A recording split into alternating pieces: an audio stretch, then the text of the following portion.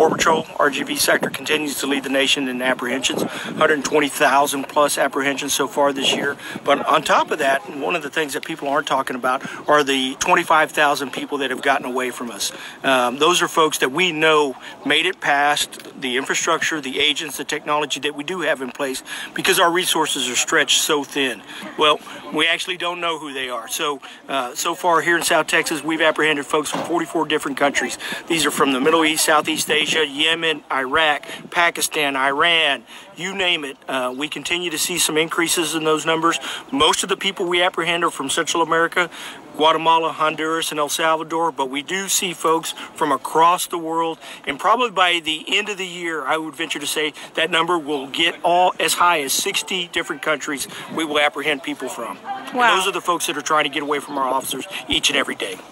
Certainly the narcotics, we lead the nation. Starr County leads the nation as far as the station goes. 42,000 pounds already in this station alone. And in South Texas, the sector, 73,000 pounds. And when you look at our corridor from Del Rio all the way to Rio Grande Valley, we account for about 53% of all the narcotics that are seized. That's marijuana, and that's in between the ports of entry. Yeah, so a lot of people talk about that this crisis is made up. I've been here for 5.5 years. In 2014, when we had the unaccompanied children, people called it a humanitarian crisis.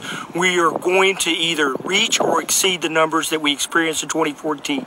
And the only difference is that a father or perhaps a made-up father is bringing a child across that border. And so when you look at the same numbers and the amount of resources that are thrown against this problem set, it is certainly a humanitarian crisis, it's a border security crisis, but more importantly, it's a policy crisis that needs to be addressed at the highest levels. We have probably about 30% of our workforce dedicated to the humanitarian mission, and so what we would like to get back to is our border security mission set. So we certainly got to close the policy gaps that exist so we can focus on the narcotics and the alien smuggling that is actually